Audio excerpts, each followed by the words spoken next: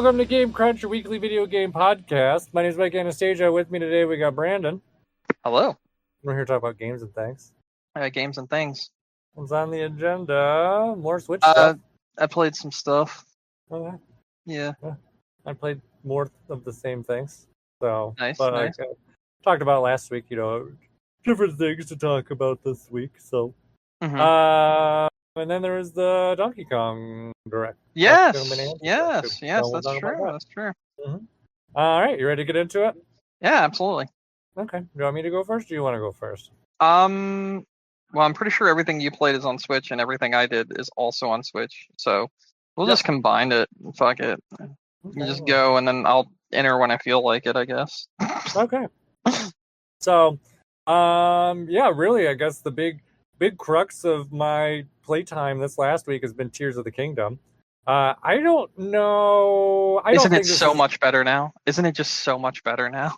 Well, I was saying, I'm like mildly obsessed with this game right now, and I was thinking about it. I don't think it's the Switch 2 itself where I'm like, oh man, like my hindering factor from before was not like the graphical performance. Like that was not my issue with it. That's not kind of what pulled me away with it. Well, I was gonna say there's a difference between graphical performance and just like quality of life performance.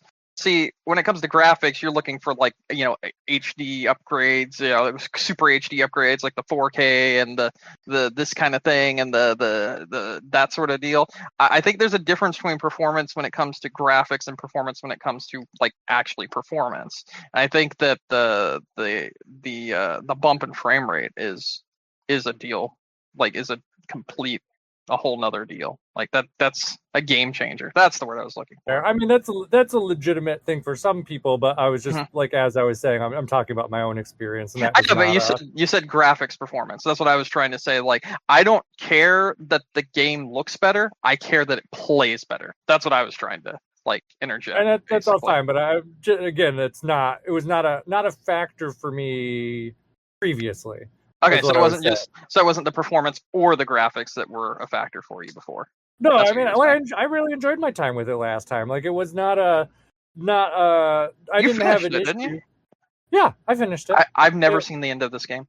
I've also never like made it more than like 4 hours in. So like this is kind of like a whole new game for me, actually. Yeah, and that's a legitimate, thing that's great. Obviously this. I do think it's a really solid game, and I agree with you. There are people who are definitely turned off by the performance of this game in multiple different ways. That likely probably had not progressed as much as they would have liked, and this is definitely, in that regard, a quality of life injection. But I think for me, it's a couple different things that really have me more hooked on this time than I feel like I was last time. Zelda notes is definitely a big thing. I am like obsessed with it. I love it. Honestly, if there's another game that like desperately needs it, like the same thing, Mario Kart World, and it's perfect for it. Oh, okay.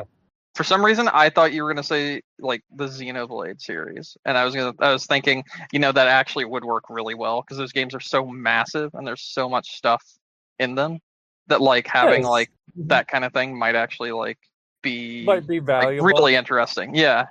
Yeah, I think it depends on the game. I don't think so. The reason that Breath of the Wild works really well with it, and the reason I think Mario Kart World would work really well with it, and I said Breath what would of the Wild, you do with it in Mario Kart?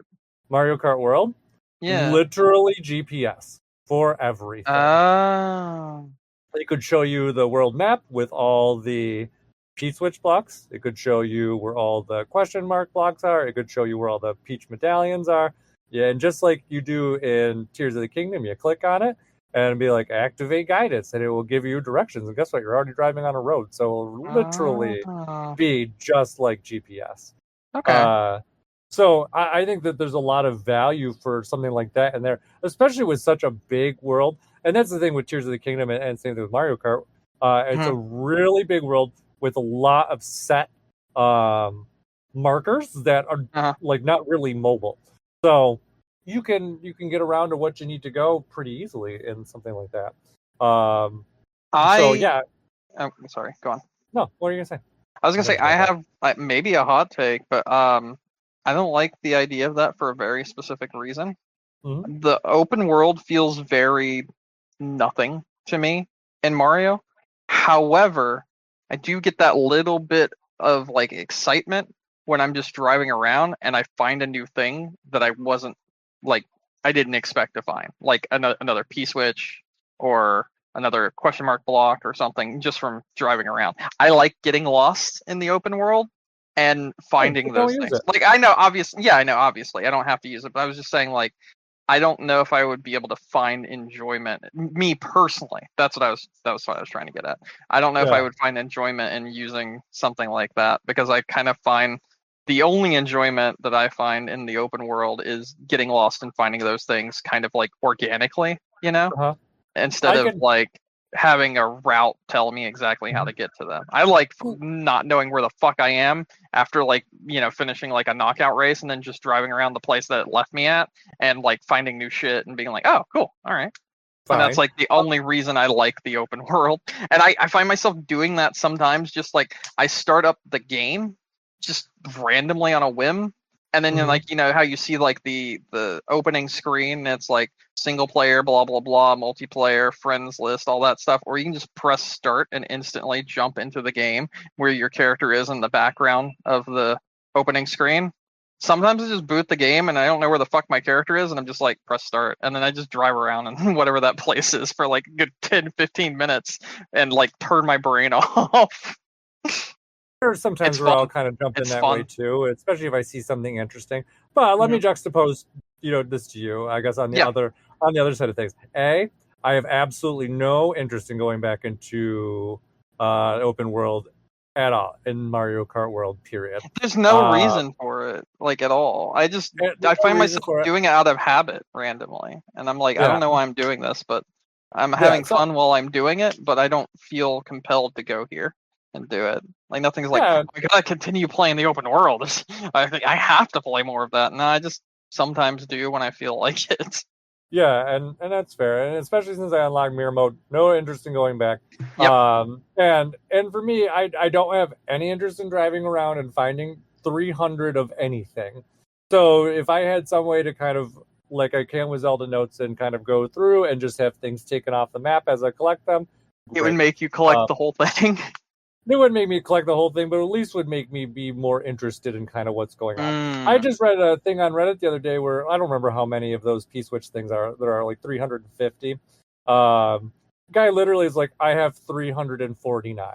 Like, Oh what's wow. he gonna do? Go down the list? Like, fuck that. Like, there's no process to kind of even eliminate where you should even look. So, and that's another thing that's nice with Zelda Notes. Like if you're missing one thing, you can filter it to that, and you can just look for that one thing. Like Yeah. I'm not gonna drive around and look for 350 fucking things, Brandon. Like Yeah, I'm that's sorry. fair. That's Yeah. fair. But Um. not actively searching for them. I guess that was my whole takeaway. I don't see any reason to actively search for them. Do you get anything? I don't think you do. Has anyone found No, out you if you get don't. anything yet? Yeah, Yep. okay. No, What you the don't. fuck's the point? What the fuck's Yeah. the point? Maybe you just want a fancy sticker for whatever reason, but Do you yeah. get No, a I don't know. sticker that's like you completed everything 100%, or is it No, just you just get nothing? whatever Okay. sticker you would have Yeah. gotten. Yeah. Yeah, who gives a fuck? There's no point. Just don't even have Yeah. to worry about those things existing. If you find them, you find them. That's cool. You might find a neat one. There's some that are actually like genuinely fun to do and like Yeah, interesting, some of the and then challenges there's are some really that neat. are just absolute dog shit. I I like liked the the P switches one. more for the challenges than the like the going to find them aspect of it. Ah, okay. I like just stumbling upon them. Not like I meant to find them. It's just, oh, that's a thing that showed up. Guess I'll do it. And then it's like, okay, cool. All right. But yeah, so anyways, I'm really enjoying Zelda Notes for Tears of the Kingdom. I think it's fantastic. Uh it's really kind of incentivized me to find things that I probably did not see in my first playthrough. And it also has really, I guess, given me a lot more lore than I expected it to too, because I really actually like the voice memos and things that you get as you kind of go around, because it really gives a lot of different like context to everything that's going on in the world and in the different places that they're at. So yeah, I think that's pretty neat kind of like aspect to it. trying to think what else is there. I think one thing too, I think one thing that's interesting, and I think we talked about it when we played Tears of the Kingdom last time. But I think one thing that actually surprises me a lot about this game is I actually really enjoy exploring like the I forget what they call it, but the like the underground area that's like all darkness, uh, and which is interesting because there's like nothing there, but there is things there, and that's kind of what's just kind of fun about it, like the mystery. So you kind of just walk around. There's like hidden mines, there's hidden bosses, there's just kind of like random organic things to find, but it's not kind of like the event based stuff like up top. It's not like shrines. Like there's the light route, you don't really do anything there, it just kind of helps illuminate the area, but you're always kind of like going from one to the next and I'll be like, well, what will I find in here? And sometimes it's a boss and you just never know, and you just kind of like, why do I just see glowing eyes suddenly? Oh, it's a boss. Like, get out of here. I just don't like all that aspect of it. I in terms of like story progress, I've made like very little story progress since we talked about it last week, but I've explored like a much larger percentage of the map since last time. So I've gone through and explored a lot more, unlocked a lot of more story stuff. I actually went through and got the Master Sword a lot earlier this time.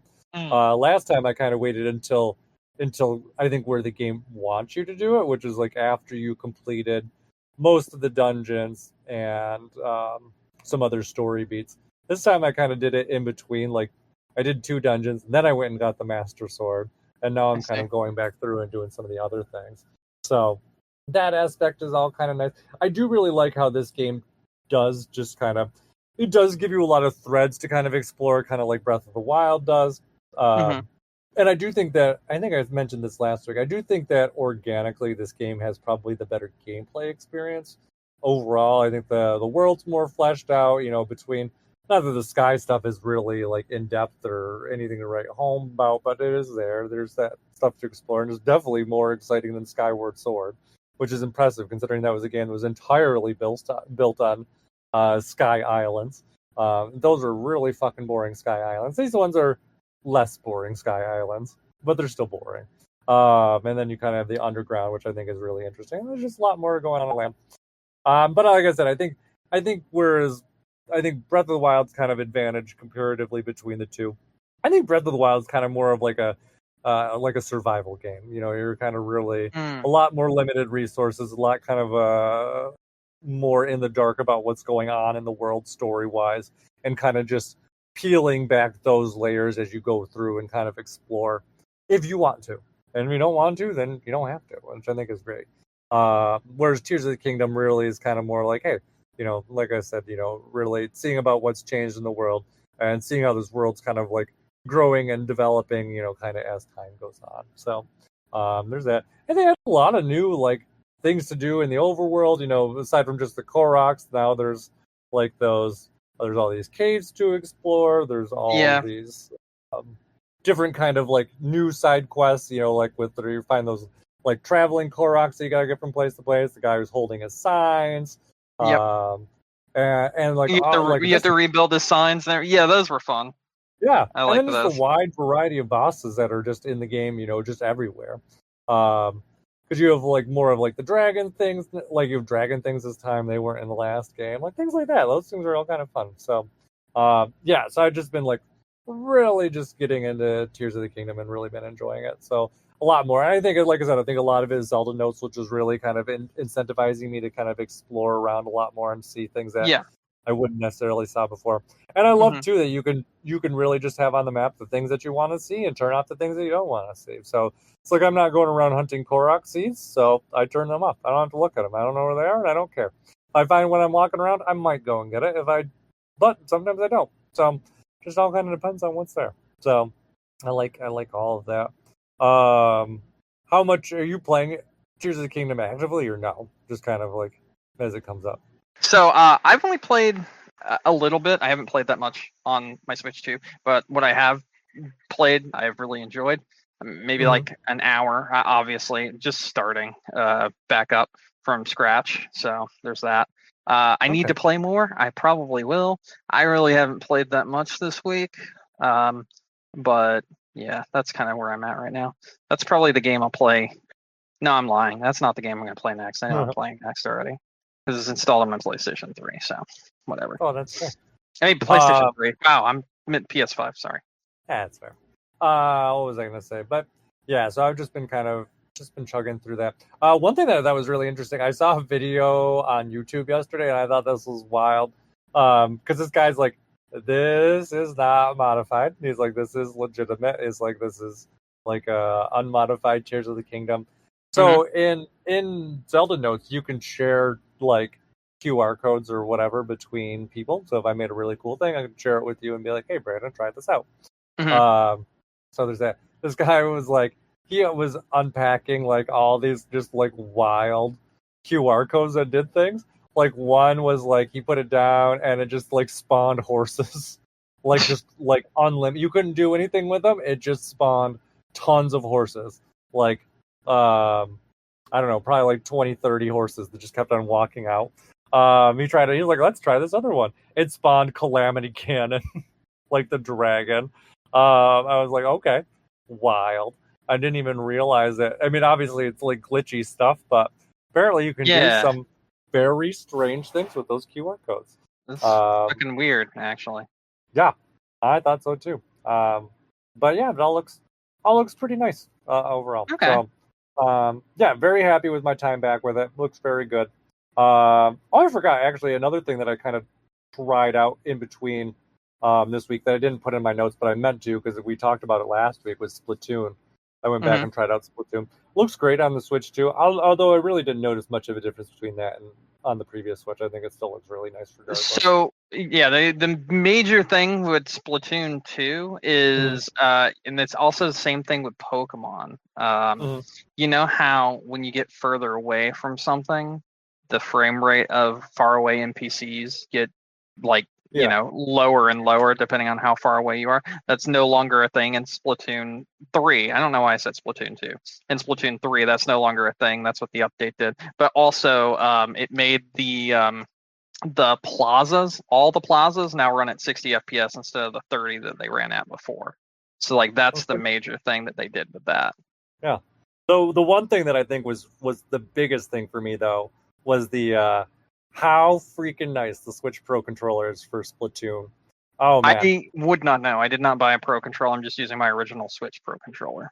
No, I mean the big thing that you would or would not notice, because I think functionally, for the most part, the controllers are pretty on point, like in terms of like the thing. I've heard the D-pad is way better. That's what I've heard. I guess I really haven't used it too much. It feels $90 better for me, so you know. No. It feels the same. I would say whether or not it actually like operates the same, that I'm not sure. I really have not used anything that kind of like uses it too much yet. Or at least not to some degree where it needs to be like technical, like something like Tetris, where you would really kind of notice it with the Switch 1 Pro controller. But the big thing is the programmable buttons, like fucking game changer for Splatoon. Being able to program them to. So one I set to the grenades because that's something that I always kind of, because fire and grenades. Forget about? Yeah, I always forget about them because I usually always tend to keep my, I don't know. I'm not one of those people. I think it's weird, but I think some people use it where they'll have like both fingers, kind of one on R and one on like, the second trigger up there. Yeah, that's kind of normal. Yeah, I can't do that. Yeah. I can only manage one finger up there. I don't know if it's just because of my hands or if it's just because of just what I'm used to. Just put my hand on my controller. Maybe that's not normal. It like, depends. Do you rest one button on like the front R button and then one on the back? No, I will put two fingers if the game calls for it, but I don't rest two fingers. So no. Yeah, because I mean there are games like I feel like a game like Splatoon where you really like the grenades. They're not as like valuable as like the fire function, but like, I remember 100% for PlayStation 3 games I did, but not for PS5 games. I just had to put my hand on my controller to see, and I was like, no, I definitely don't do this. Where it goes to. Yeah. I'm like a one finger on like the top thing, so I'm always going back and forth between the two. Which with a game like Splatoon, like your choice is like, am I firing or am I doing grenades? You can't really do both. So having that switch down to the opposite hand is fantastic. So That's what I had on the one side there. So my grenade button's kind of my, I forget what they call it, GL is what I'm using that one for. And then the opposite one, which really is not as big of a thing, I use for like the specials. So I'm using GR for the specials, so that way I don't have to press in R3 and go that way, pressing the R stick. So I think it works really well. So I was kind of like, wow, I feel like I'm just even more fluid. And I went through and I did I ended up losing my first game. Like, not when I say losing, like my team lost, but I was like, my score was like the best between both teams, and I was like, oh, this is great. And then I looked and I'm like, shit. I'm like, the last time I played this game was from during a Splatfest, so I'm wearing shitty clothes. I didn't even have my normal stuff on. And then once I put that on, I'm like, wow, I'm really good. It's been I don't even know how long it's been since the last time I played it. It's been probably, if not a year, close to. So I felt pretty out of shape with it, but I was I'm much closer to doing okay than I thought. So I did one of those, and then I went through and I did a salmon run, a match as well, and I ended up beating that, and I was surprised because I don't remember what rank I'm, professional something, professional +1 or +2. And I looked at the rank and I'm like, I'm not I thought just with the ranks and the regular Splatoon kind of rank matches, I thought you went down in salmon run if you haven't played in a while. Apparently that's not the case. I was ranked no rank decay. Okay, interesting. And ended up, I even looked at my record the last couple times I played it, I lost on this rank, and this time I actually ended up winning. I was like, okay, wow, very good. I'm like, this is great. So I may have to play more Splatoon. I do really like that game, and it felt so much nicer with the Pro Controller, with all those extra options that are there. So that was really nice. I played a little bit more Civ 7, and so I really got to see, I think I kind of mentioned it before, but really even got to see a lot more of the updates and stuff because they've had a lot of patches since the game came out. And this community is still just so wildly unhappy. I don't even understand. I feel like the game just it runs smoother. I think a lot of the issues that even some of the minor issues that I had before have been addressed. There's still some stuff I would like changed, over time, kind of like what they do with DLC. But I think the game it's very functional at this point in time, and anyone that really has complaints about it, some of them I just don't understand. I think some of it's just being angry. So honestly. Do you have to switch to updated version now, right? Yes. Mm-hmm. Okay. Yeah, I did the. Have you used the mouse controls? Yeah. Mm-hmm. Okay. I think they work really well. Let me ask a question.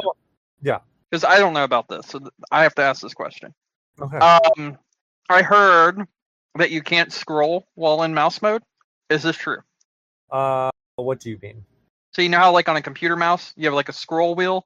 Yeah. It allows you to scroll up and down menus, say you have a long list of things when you click on this one menu, but you have to scroll down to get to the bottom of the list. Can you scroll with the Switch mouse controls? Because from everything I've been seeing, you can't, and that's one of the big complaints I've seen people make.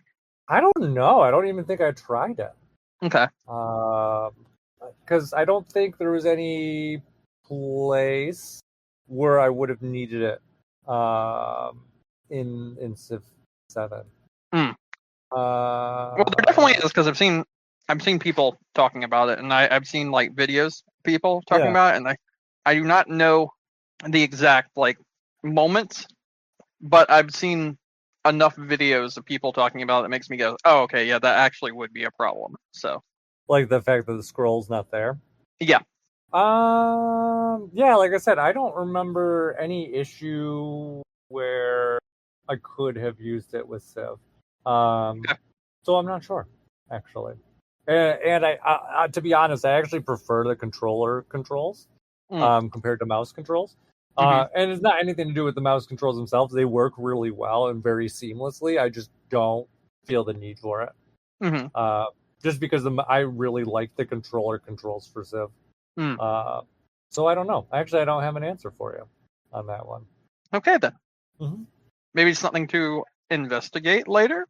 Yeah, for some reason, I do feel like I was able to scroll with the stick, but I don't know if that's just me imagining it or if that's a legitimate thing.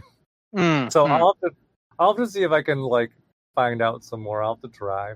Yeah, that is really interesting. Yeah, I don't know. So, but I would think that because it's not like so wildly difficult to hit the control stick while you're using the mouse. So I would think that you could use that for the scroll. And I you feel can like in Fortnite. You cannot. You can in Fortnite. Oh, so that's what I found scroll? it. Oh, yeah. Or it might just be like a game-to-game kind of setting thing. That's what I was trying to say. I feel like it'd be weird if in Fortnite you can use it for very minor things like menus and stuff, which, no real reason to use it unless, whatever. But like in a game that would require it, something like Civ, which is very mouse-focused, if you play it with a mouse, it'd be weird to not be able to scroll down with one. Yeah, I agree with you. I think a lot of it is just on TV mode. I just don't necessarily have to do a lot of scrolling. Yeah, it's really just a case of like, well, I mean, okay, so it wasn't Nintendo Life, but it was someone that used to be part of Nintendo Life that made their own channel. The one that stood out most to me was their review, which talked about Civ 7, I believe, and how there were some weird omissions with the mouse mode in Civ 7, and I remember them specifically showing this long list of things that they could have their person do in a late game of Civ 7. And like they needed to scroll down to be able to see the rest of the list, but they mentioned they could not with the switch to mouse controls. That's what they mentioned. That's the one that stands out the most to me, and I cannot find it. I'm even looking right now, but I cannot find it for the life. Yeah, I'll have to play. I'll have to get back to you on that one. It may just be I just not been in a position to it, but it also may just be just because I haven't been using the mouse controls. I just have not looked for that. Yeah. But I feel like the time that I did use it, so I'm not sure. Like I said, I'll have to go and look. It may just be certain sections. Civ also has some weird UI stuff, anyways. Actually, no, there is one section where I feel like I did. I'll have to look and try. If I had my Switch next to me, I would just. It's possible that they just got it wrong, and I don't know any better because I don't own that game, so I can't really say, So I feel like with some of the stuff too, like with those kind of things, like you have to be kind of selected into the right area to do it. If that makes any sense. So like, yeah, I mean, that makes sense. Yeah. So there is that. I do think that we'll probably see another use that I think we'll see mouse controls for, though. Actually, I would not be surprised if we see it for like Wii games, like those kind of things, as an alternative to pointer controls. Because I feel like that could work really well with something like, say, Pikmin. Oh yeah, I was thinking the exact same thing. Like this is very much a Pikmin like thing. Like if they have a Pikmin game come out on the Switch 2, or if they give like the thing of Pikmin to like I don't know, what was it, Pikmin 4 that just came out on Switch? Yeah, if they like do an update for that, then it's like, okay, yeah, that's cool. Yeah, then that would make sense. So I could definitely see them doing. I would play the fuck out of Pikmin with mouse controls. That would be awesome. And I know there's a native version of Pikmin that someone has on PC, but I haven't really, I haven't played around with it. Yeah, I've never really seeked it out. But I would say at least otherwise for Switch 2, Civ 7 runs really smoothly. It definitely runs a lot more efficiently and quickly. A lot less load times, a lot quicker to get into the game, a lot less stuttering, just generally a better experience all around. So that, I think that works really well with the game, and they seem to be adding a lot to it. Like I said, some of the stuff I look at and I'm like, who wanted this? But like I said, the community's just been so unhappy, where it's just like, I feel like it's gotten more handholdy and more. I found it. I found it. It's actually Nintendo Life, not GVG, which is the person who went off and made their own thing. So like, I'm going to send you the picture right now because I just took a picture of the thing. So that's the picture they have, and in the review they say the lack of the ability to use the scroll wheel in Civ 7 is a weird omission. Oh yeah, because they do have quite a list there. I'll have to try it and see. I have. And then I mentioned that you have to like grab the bar and like pull it down And to actually drag scroll. Yeah. Yeah. It could also be too. I don't know if they had given like a formal controls thing either. So I'll have to go. We'll have to see. Yeah, I'm curious. And that review was put up a day ago. So okay, so very recent. It's very fresh. Yeah. Okay. Yeah. So that's Civ 7. Like I said, it's good. So I'm sure there's a lot more stuff coming out for it. So I'll come back to it soon. But yeah. So there's that. And otherwise, just wanted to talk about GameCube stuff. I think it runs really nice. I think the controller's like fantastic. I do like the GameCube controller a lot. That they put out for this. I do kind of hope that they'll either A, let you buy a second one at some point, or B, let you get like a different color. I think those things would all be kind of nice. I definitely would double dip on GameCube controllers. I like having at least two. I don't think I need like a full set. Like I had two N64 controllers, two Super Nintendo controllers. So I think having two GameCube controllers would be pretty nice. I'm really interested to see kind of more stuff. There's a rumor, one of the rumors that's kind of floating around saying Pokemon Coliseum, I think, would be like a drop at maybe at the Pokemon event next month. I don't know. Who knows? Who knows where people come up with these things? But it does seem like it's kind of time to go back to those kind of things. I did play a bit of F-Zero. I forgot about how the progression works for like the story mode. I did like 3 story mode missions, and you have to get tickets to unlock more, and you get tickets by playing matches. And then I'm like, do I really want to go through and play so many matches to get so many tickets to go through? So did you play a lot of GameCube? Yes or no? In term, like on the Switch? Yeah. A couple hours, I would say. All right. So this is another thing from the review. Yeah. And this has been from a lot of reviews. Mm-hmm. GameCube emulation has a lot of input lag. I have heard. I don't notice it very much myself. So I've seen a video literally proving it, and it was by MVG, if you know who that is, Modern Vintage Gamer, who is a developer as well as does a lot of other stuff. He showed it off by having his camera set up, as well as having the Switch in locked mode, so that he could like pull down the stick, and then also show at the same time how long between the stick pull and the actual action on screen. And a normal emulation has between 4 milliseconds or like 2 to 5 milliseconds. 5 is like if it's really bad. And the Switch 2 has 8 to 10. Oh yeah, pretty notable. So it's pretty substantial. And he went on to say this was a problem initially with the N64 emulation when they first did that on the original Switch. So he's expecting them probably to have an update in the future that brings it down, sort of like they did with the N64 emulation. Yeah, I did see. I can't remember if we talked about it before. And I was just about to at least bring it up with F-Zero. But I did see on Reddit, someone had mentioned that they had tried playing F-Zero, and they basically found it completely unplayable for them. Because they were like one of the people who was like really into it and has basically played that game from top to bottom, like even still to this day. And so they're really excited that it was going to be on the Switch too. And they're like, nope, it's utterly unplayable to me. And they're like, they said the first time that they played it, they're like, am I bad? Is it the controller? And they're like, they booted up the legitimate GameCube one. They're like, oh nope, I did what I was just trying to do in the Switch version with no problems at all on my first try. There's that input lag I was talking about. Yep, that is exactly what his complaint was. Listen, for me, I don't notice it too terribly much, especially playing on kind of like, I wasn't playing on any like wild difficulty with F-Zero, but I don't disbelieve that it's there. So, yeah, it does not surprise me at all.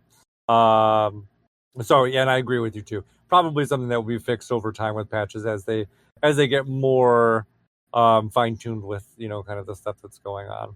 So, but I think it all looks nice. I don't remember if I said it either. I like looked at playing Wind Waker. I couldn't even. I think I got to the title screen and I couldn't even start it. I'm like, nope, I'm not doing it.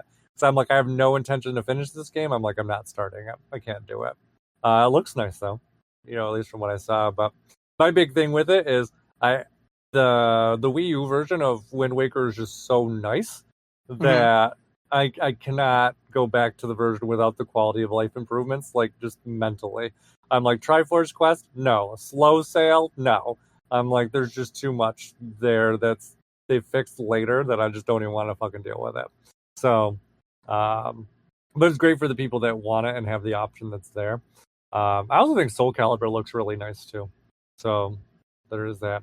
One thing that I thought was interesting too that I kind of found out as well with this, just kind of the difference with the GameCube Rumble, because it doesn't use like the fancy new like Rumble like the Switch does. It uses like old school like Rumble Pack style vibration.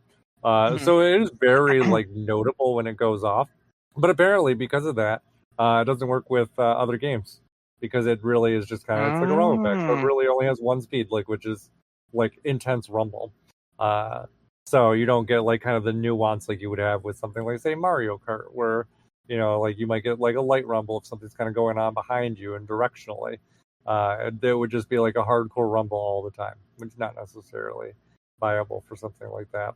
But I do hope that they, and I know Nintendo's going to, but I really hope that they don't drip feed GameCube games. But that is very likely probably what's going to happen. We'll probably only get like one update at a time because of the file sizes. So there's that. Also, another revelation that I had too, which because we were all like, oh yeah, Eternal Darkness, like that could come back. Yeah, it could come back. But I realized this last week that if it does come back, it's not going to be in the GameCube app because it's an M-rated game. They're going to siphon it out like they did with the N64 games. Oh my god, you're so right. Yep. So we'll have to wait for a different kind of like it's not going to be something that's going to like shadow drop. Like they're going to be like, all right, we're going to release a new GameCube app with M-rated games, everyone. Which in some ways that might be good. Because we'll get Eternal Darkness, maybe Twin Snakes. They could all go together on the same app. Geist, another M-rated game that Nintendo published. So there's those kind of things. And maybe some good third-party stuff. Like maybe we'll get like Time Splitters. That would be pretty cool. But at least for right now, I think we're kind of just have to wait for the first-party offerings for the GameCube stuff. So, but I think with that said, I think that's kind of all I have been really playing. So that's my 2 cents. Okay. Mm-hmm. Nice. Well, then I'll go ahead and pop in here because I used the mouse controls also, and I have thoughts on it. I actually used the mouse controls a lot for Fortnite's new mode. They brought out a battle royale mode that is also a roguelike. That's kind of cool. That's right up my alley, basically. So I played that. I played that mode a lot this week because it only takes like 5 minutes for one game, so it's super easy to drop in and out of. And I've been playing that a lot. And I played it with the mouse controls on the Switch too. I've noticed a few things. Yeah. One, I talked about this when I was talking about predictions about the Switch 2 mouse controls and that sort of thing. It does have mouse smoothing on, which I don't like. That means it's not a one-to-one input. It's essentially, what's the best way to explain mouse smoothing to someone that doesn't know what it is? Let me see if I can find a good way to explain it. Okay, so mouse smoothing is, or also known as mouse interpolation, is a technique that's used in computer games to make the cursor movements appear smoother by delaying the position of the cursor. So it won't have like the jitteriness that you would have like one-to-one based off of, your actual movements. So like my mouse on my computer right now has mouse smoothing turned off. So like I can make like little tiny movements and it's like, it instantly reacts to those tiny movements. Mouse smoothing kind of smooths out those movements, so it makes it like a straighter line or like, a more smooth transition from like side to side. And because of that, you're not getting that one-to-one feeling of what you're actually putting into the mouse. You're getting a smoothed out version, but that means you have less room to work with and you can do less with it, essentially. You can't make those tiny little changes that makes using a mouse and keyboard so good for playing like first and third person shooter games and that sort of thing, like with high skill ceilings, because you can like make those movements that are like tiny, like small movements. Whereas with mouse smoothing, you can't do that. And mouse smoothing is a thing that is enabled on the Switch 2 by default, with no way to disable it from everything I've seen while looking through the hardware itself and trying to figure it out in the software and in individual games that have mouse options. I've found no way to disable it. So learning to play with it has been very weird. It introduces a bit of input lag, and it makes it feel a little bit unnatural from where I'm actually aiming to what's happening on the screen in front of me. And I don't like it. I've learned to like play with it, but it's not something I prefer. And as such, at least currently in Fortnite, I do not like the mouse controls of the Switch 2 because it doesn't feel as receptive to the inputs that I'm trying to put in, if that makes any sense. And it makes it feel like I'm more constricted because of that. That's fair. Is the mouse smoothing, is that a Fortnite thing or is it a system level thing? It's a system level thing, and there's no way to turn it off that I've found so far. So there's that. It may be added in a patch to make what is called raw input, which reads your exact movements instead of just trying to smooth out your movements and make them more natural. See, I literally swing my hand all around when I'm like using a mouse, that sort of thing. Hell, when I'm like sniping in like Counter-Strike, for instance, I pick my mouse up and slide it to the side to be able to flick further without like, missing my shot. So I stop it right on a dime, essentially, that sort of deal, because I literally pick my mouse up once it's gotten to the point that I want to stop, and then I press the trigger on my mouse. I'm very weird, but some people do that. I learned to play doing that. And I've learned to play that way with other games as well. Unlearning that with the Switch 2, as well as learning to have my input smoothed out and like having it in like you can be at this angle and this direction exactly. This like think of it like a ruler, right? Like so many degrees. You have like so many degrees that you can be at, like 10 degrees, 20 degrees, 30 degrees, 40 degrees, whatever, that sort of deal, up to 90 degrees or, so on and so forth. But you have all that smoothed out, and the little bumps in between, you don't go there. You just go to like 10, 20, 30, 40, 50, 60, 70, 80, 90, because it's smoothed out from the like more tiny little intricate movements you can make instead. And because of that, for me, the mouse controls on the Switch 2 actually suck and feel very unnatural. And I don't really like them that much. It's very difficult to use, but I do think I need to try more games with mouse options. I have to give it more of a try, because if I do something like use the mouse on the home menu, because if you turn on mouse controls and like start messing around with like the menus and stuff, because you can do that, you can go through all of the menus, the entire eShop, and do all of that using the mouse controls of the Switch 2. And that feels very responsive and very nice, which makes me wonder if like some games are more aggressive with the mouse smoothing as opposed to other games. Well, so I was asking if it was more of a system level thing or if it was more of a game. So it is a system level thing, but I do feel like it's very aggressive in Fortnite, at least. And I have no way of turning on raw input in Fortnite to make it feel better. It might be like doubling it, maybe. I don't know. I'm not 100% sure. And I do want to play more games that have mouse controls, because, like I said, using the mouse in the main menu, because I use the mouse to purchase a game on my Switch 2, and also to like look through the eShop and whatnot. And by the way, that game that I bought was Super Mario Party Jamboree. I went ahead and pulled the trigger on that one and bought it. And I've only played a little bit, but I'll talk about that in just a second as well. But yeah, using the mouse controls for that, like, navigating through menus and whatnot, felt great. It felt fine. Like, I didn't have a problem with it. But in games like Fortnite, it didn't feel very responsive, and it felt like more of a hindrance, to be completely honest. And I could not find a good sensitivity for my mouse on the Switch 2 when playing in Fortnite also. So who knows? You might be right. It might be a Fortnite problem, but I don't know currently. But I did not like my time with mouse controls in Fortnite. So there's that. Moving on from that, though, I bought Mario Party Jamboree.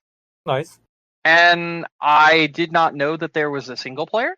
And when I say single player, I mean like a story, quote unquote, single player. I'm pretty sure I talked quite a lot about it. It's honestly, possible, but I may have forgotten because it's been a little while. So, I'm gonna be completely honest. If it's a game I'm looking forward to, I listen to you at the time, but then I make a mental note to never remember anything you say after that. Pretty much anytime when I'm interested in something. So I'm like listening then and there, and then it's gone. It's one ear and out the other once the podcast is over, essentially. So there's that. So I was playing the single player of Mario Party Jamboree, where you get to like design the board. Essentially, you have to like go through and do little odd jobs for different characters and go from different parts of the board and play like little mini games to earn these mini stars, as they call them. And that shit's good. Mario Party Jamboree is really good. Like, I really like what they've done with this game. They have like a little battle pass system, but the entire thing's free, and it's just like a fake battle pass. It's just like a way of earning through the game while you're playing it. And honestly, I kind of like it. I kind of like the whole, like, I like the progression system. I like the gameplay. I've liked the mini games that I've played so far. I'm really liking Mario Party Jamboree. It's very fun. I like that once you like finished making the first island in Mario Party Jamboree, it then was like, also there's a boss battle, and all the people that you helped out are now going to join you in this boss battle. I was like, okay, that's fucking cool. Yeah, I really enjoyed kind of all that. And you can go through and it's like, even with that, it's like, if you only get like one character to help you with it, you can go to the boss with just one character, or you can go with all, like, you can get a full set and go in that way. So you got lots of different options with it, which I think is really cool. Yeah, I like it a lot. I've been enjoying it. So I'm gonna continue playing that one because that one's super fun. I'm very excited for it. It will give me a reason to hook up the camera, which I have not done yet. So. Yeah, so that's not included yet. That doesn't come out till the 24th of July. Month. So I haven't got to try that yet. But I have the main game that I can play in the meantime, which I'm using as like a way of like unlocking did you buy characters. The one that came with the extra stuff too? Nope. I just dropped $60 on the main game, and I was like, I will see how I feel about the game, and then drop the other 20 if I want to do it when it comes time for it to release. Because I know if I buy it right now, it does not matter. I don't get any form of discount, so what's the point? So see if you like it, and if you like it, then you can get the extra stuff. Yeah, makes sense. So that's essentially what I did. I really like this game so far, though. I'm pretty sure I will be dropping it for the upgrade version. I told my friend how much I like the game, and he bought it the same day. And then my other friend said he's going to wait until the Switch 2 version comes out, and then he's going to buy it as well. So I at least have 3 people that are going to play online with me. So there's that. Oh, nice. That's great. Yeah, actually, kind of fun fact I learned about the camera, and it's not surprising at all, but I guess for other people that, maybe picked up the official one and kind of are interested in this. Like, I don't ever see myself bringing the camera with me, like, to go, for example. I guess maybe in certain situations, like if I'm going with the intention of playing Mario Party and wanted the camera stuff, I may bring it, but for the most part, I will not. But so the camera, the official camera comes with a USB-C to USB-C port. Yes. But apparently you can just use a standard like USB-C to like the USB, like a regular like USB-A or whatever. And you can use that to hook up the camera and plug it into the dock, and that's totally fine. So for people like me that just kind of want it hooked up all the time without having to plug it in and unplug it off the Switch all the time, that option is there. So I thought it was a pretty nice thing, even though, like I said, not surprising considering the Switch works with every camera that's ever existed. But yeah. What else on Mario Party? Did you get to play any like actual like Mario Party? No, I've not done that yet. Like I said, I've been very busy this week, so that is the extent of what I have done with Mario Party. I literally just bought it yesterday, so okay. So very fresh. Very, very fresh in mind. I plan on playing more of it. I just haven't got to yet. But I also played a little bit more of Deltarune. Again, I didn't remember any of the beginning of Deltarune. And I'm replaying through the whole fucking game now. So, this one's not clicking with me like like Undertale did. It's really just not. I don't really know why, because like I'm sitting here and I'm like, yeah, it's good, but when I'm playing it, I'm like, there's nothing that makes me want to come back to this. And then sometimes Yeah. I'll just boot it and play it some more, and I don't really know why it's not grabbing me as much. I think I just need to put like a substantial amount of time into it. But like, I'm telling you, that's exactly what you're saying is the exact reason why I did not buy this game. Like exactly. yeah, I don't know, Because because like I I loved tried to get Undertale. into it You twice. remember how much we loved Undertale? We all Yeah, loved Undertale. yeah. This This is one, this is not anything against Undertale. It's just this game just does not click with me. I tried to get into it twice. I couldn't do it, and then I don't when you were understand like, why "Yeah, it doesn't do it," and click I'm like, either, "No." because like it feels exactly like Undertale. So like, what is different? You know what I'm saying? Like, why is this not clicking? What is the thing here that's making me just be like, yeah, this is all right. This is pretty good. I'll play it when I play it. I don't know. I think I just didn't care about the characters, any of them. I think that's part of it. You know, kind of just the way the story starts off was like really slow. Those are the bits that I remember, at least. It did It sound like is really. I remember when very Dave slow. came on and And was then we talking have about the story. we have a fucking villain, Lancer, who isn't really a villain and is just really shit at his job. And it's like, haha, I've seen this trope before, but like it's not really getting me, even though I'm like reading some of the dialogue and I'm like, oh yeah, that's actually kind of clever, you know. I don't know, man. I don't know what it is. I want to give it the benefit of the doubt that it gets better, but it just feels so samey, It's just so boring. boring, because there's like, at least with Undertale, you started out like big, like you didn't know what was coming, you know. But now I've seen what Undertale had for me, and now I'm like playing this one and I'm just like, yeah, I know this is gonna be the guy that's like this person, this is gonna be the person that's like this person, and so on and so forth. Yeah, I get it. Like the tutorial thing where you like throw money into a hole and like it's just so they could give you a tutorial and whatnot, and I was just like, okay, all right, I get it, you know, whatever. And then how like every single boss fight, again, in Undertale you could obviously spare people and whatnot, but every single boss fight at the beginning of this game and every single fight at the beginning of this game feels like you are only supposed to be the haha goody goody two shoes and only supposed to spare people. It feels like it's forcing me to do that almost. Like it feels like I have to go out of my way to kill people, and I don't know, like I don't really want to kill people, because if I like do the actual game and do the killing of enemies and everything instead of the sparing, which the sparing is so easy, it's just like I compliment you, and then it's like your secondary party member can be like, haha, I've spared you, and you can do it all in the same turn and whatnot. And because of that, it just feels like a whole lot of fucking nothing. And it's Yeah. just, I don't care about the combat, I don't care about the characters currently, and I don't care about the world currently either, because it's just not interesting. And I don't understand what is going on, because I feel like this should be better. I feel like this should be something that I'm really into, because for all intents and purposes, this is just Undertale again. And I really liked Undertale, but it's just like you can't pull the same trick twice, and I'm waiting for something new to happen, and the new stuff that does happen is bad. So I don't know, like what the fuck, you know? What am Yeah, I I think like, Toby waiting for? Fox is just trying to like subvert expectations, but like I said, it's too much for me. And yeah, I don't know if it's just the game feels too samey or what, but it just I'm like I waiting for said, that moment where shit hits the fan, and then I'm like, oh. And I haven't had it happen yet. It has not happened yet.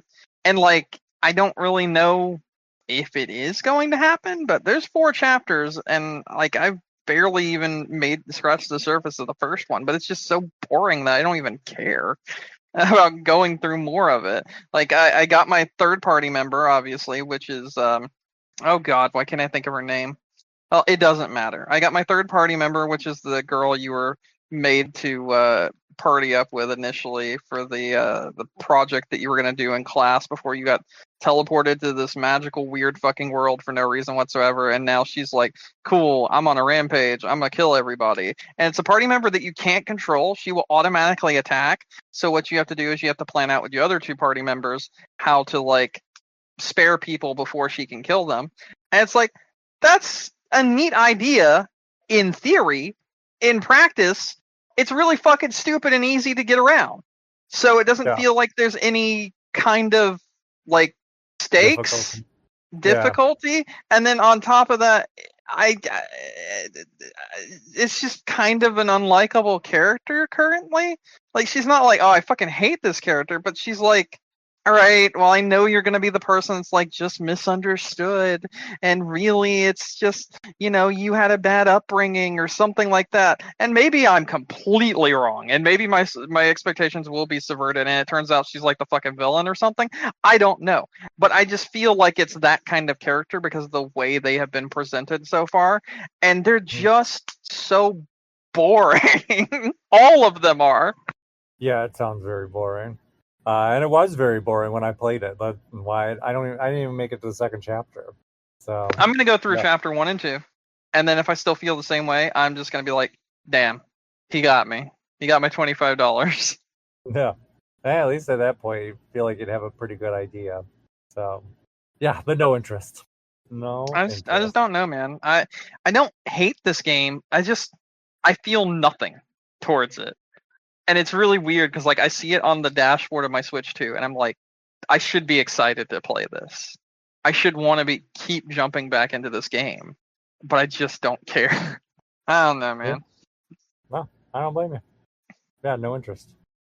And I don't think there's anything you can say to me at this current state and time where I'd be like, oh yeah, you changed my mind. Like, just I think I'm really good at changing people's minds about things. If it comes to a point where I myself see that there's something there, I think I'm really good at convincing people to then like, no, you have to trust me on this. I think I'm really good at doing that. And if it does come to that, I will let you know. But even I, at this point, am like saying, don't even fucking bother. Fair. I'm gonna try to get through I'm going to try to get to chapter 3, or at least some into chapter 3. And if by then I will know, like, where this is going. You know what I mean? At least by then I know there's story choices that make a difference. So, you might find something more interesting there.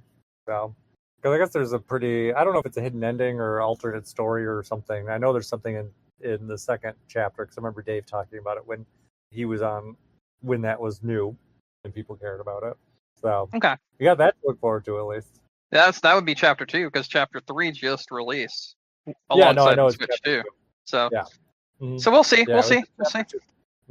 Yeah. Ready to move on to the Donkey Kong Direct? I feel like I have one other thing to say, and I'm just trying to remember. Give me 1 second. Why did I close that out? I'm sorry. I closed out our. Yeah, fuck it. Let's just move on to the Donkey Kong Direct. I don't remember anything anyway. You talked about everything you had listed, so. Okay, yeah, then we're fine. We're fine. Okay. Yeah, so Nintendo did a Direct for Donkey Kong Bonanza this last week. It's like 15 minutes of stuff. Definitely changed my opinion on the game. At least it's I don't know if I'm like totally 100% sold on it, but I'm definitely more sold on it than I was before. It definitely looks much more enjoyable than what I expected the game to be. I'm just going to say, the Koreans did it again, and it's really fucking funny. The same people that posted the Rainbow Road pictures. Remember that I told you about with Mario Kart? Mm-hmm. They posted Pauline hanging on to Donkey Kong as well for their advertisement for Donkey Kong Bonanza, and it was up at the same time as those Mario Kart pictures, which means they spoiled 2 things 2 months ago. Yeah. Well, I think the Pauline thing was just the box art thing, wasn't it? Yeah, but they were the first ones that did it. It was the same website that did it. Mm-hmm. That's where that box art came from that website. It wasn't like the official Nintendo box art. It was just, yeah. Yeah. But yeah, no, it looks really good. Obviously, I don't know. I guess people are all up in arms about Pauline being younger and what it means for Mario. Who cares? That's too much. I don't give a shit. This game looks awesome. I'm so excited for this game. Yeah, it looks like it's a lot of fun. There's definitely a lot more variety to it than I expected it to be. A lot more, because it's got some like light RPG elements, which I thought was kind of cool too. Yeah.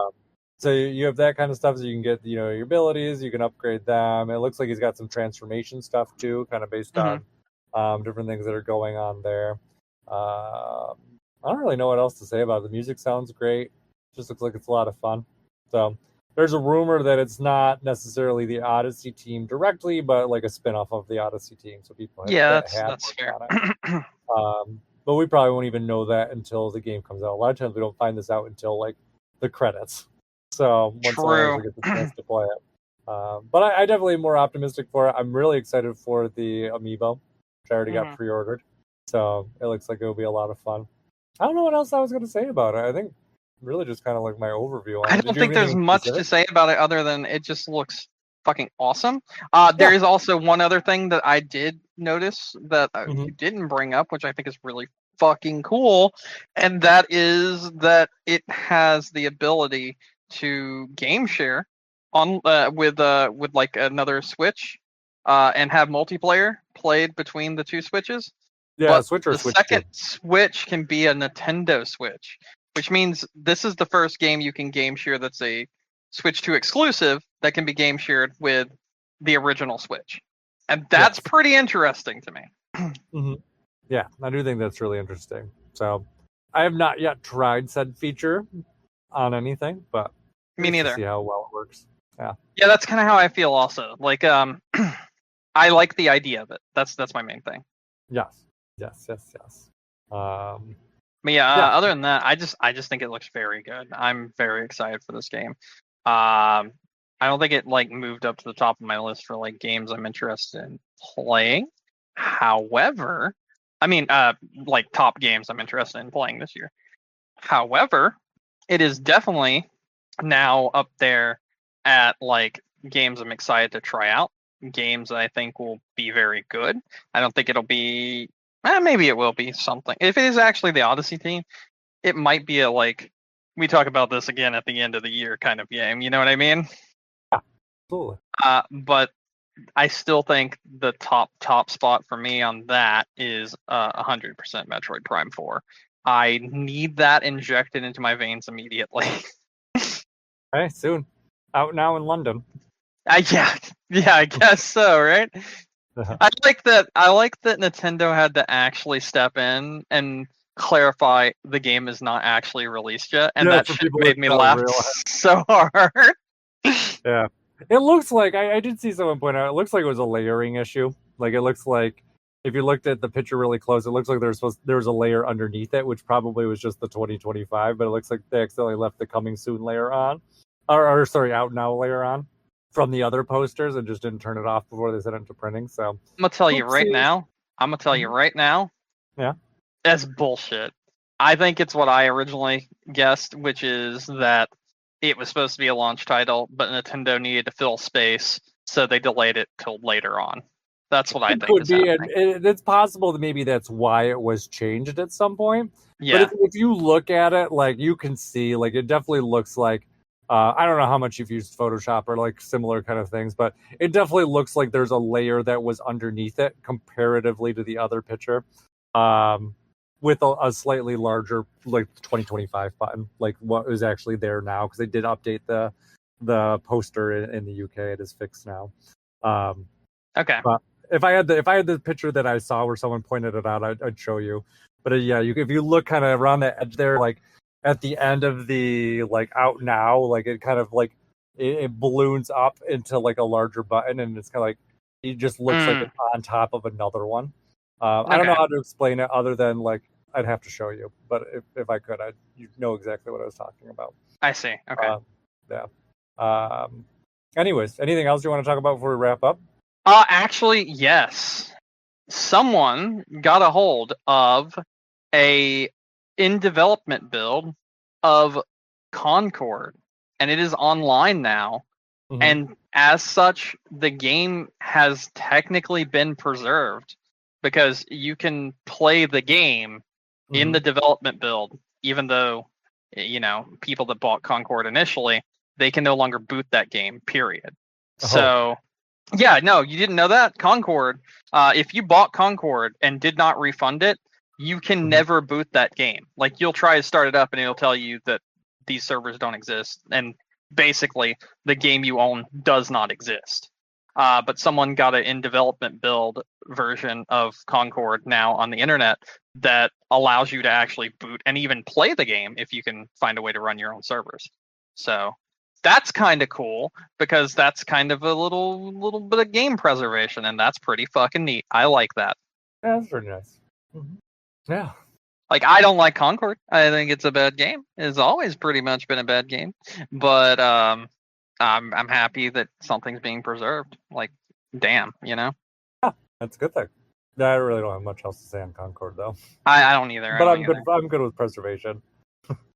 Yeah, that's kind of how I feel too. All right. Anything else? No, I've got nothing else. All right, we'll wrap up then. Thank you everyone for listening to us tonight. Don't forget you can find us on iTunes, Stitcher, Google, Amazon, YouTube, wherever you get your podcasts. All of our episodes are available on game-crunch.com. And if you want to send us a message, gamecrunchcast@gmail.com.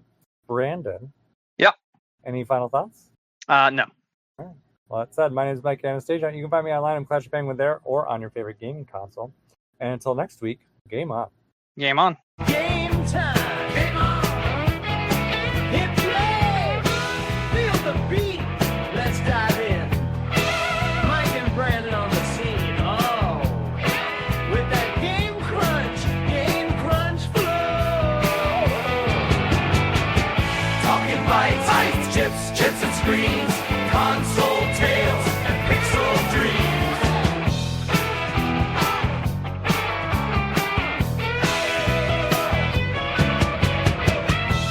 It's the Game Crunch.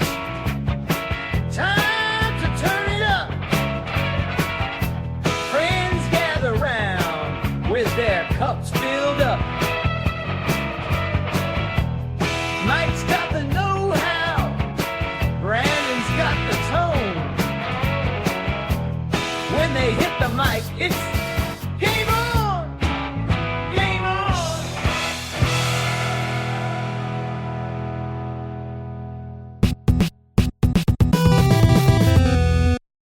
I didn't know how to spell that word. Legitimately, I did not know how to spell Jamboree.